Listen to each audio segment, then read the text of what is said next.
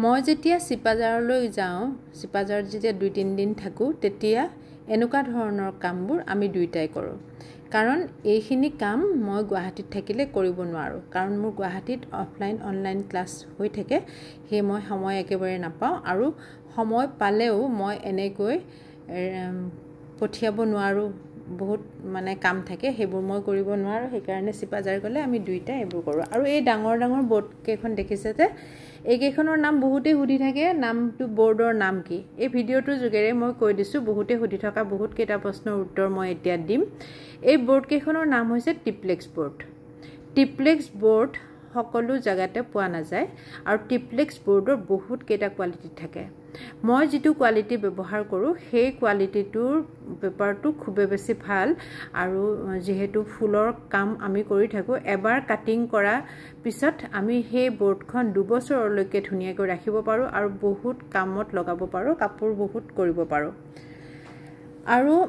দেখিছেনে এনেকৈ ৰেপিং কৰি আমি পঠিয়াই দিও এয়া যে কৰি থকা হৈছে এয়া হৈছে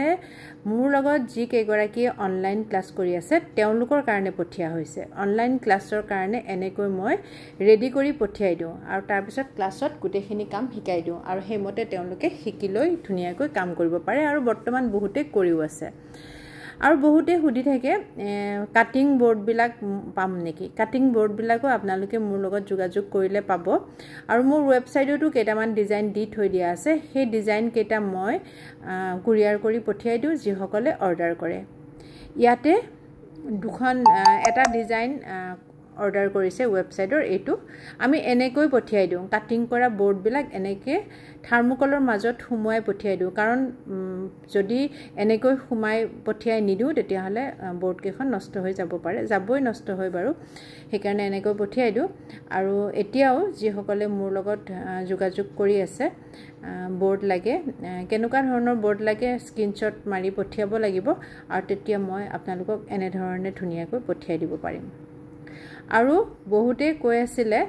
এই বোৰ্ড কেখনত বেলেগ বেলেগ কালাৰ কৰিব পাৰি নে নোৱাৰি নিশ্চয় পাৰি বেলেগ বেলেগ কালাৰ কৰিব কাৰণ পেপাৰ কেখন এনেকুৱা পেপাৰ হয় পেপাৰে পানীটো টানি লয় আৰু তাৰ উপৰি যেটো ৰং লগোৱা যায় সেই ৰংটো কৰাৰ 1 ঘণ্টা আধা ঘণ্টা মান পিছতে সেই ৰংটো পেপাৰখনৰ পৰা আৰু উঠি নাহে হে এবাৰ যদি আমি ৰেড কালাৰ কৰো পিছৰবাৰ আমি ব্লু কালাৰো কৰিব পাৰো একো কথা নাই তেনেকুৱা কৰিব নোৱাৰি বুলি আৰু সাকচোন আমি এনেকৈ প্লাষ্টিকেৰে ধুনিয়াকৈ ৰেপিং কৰি পঠিয়াই দিও কাৰণ থাৰ্মোকল ভাগি যাব পাৰে সেই কাৰণে ধুনিয়াকৈ ৰেপিং কৰি পঠিয়াই দিয়া যায় এইখিনি যথেষ্টখিনি আমাৰ কাম থাকে আৰু যেহেতু মই এনেকুৱা ধৰণৰ কাম কৰি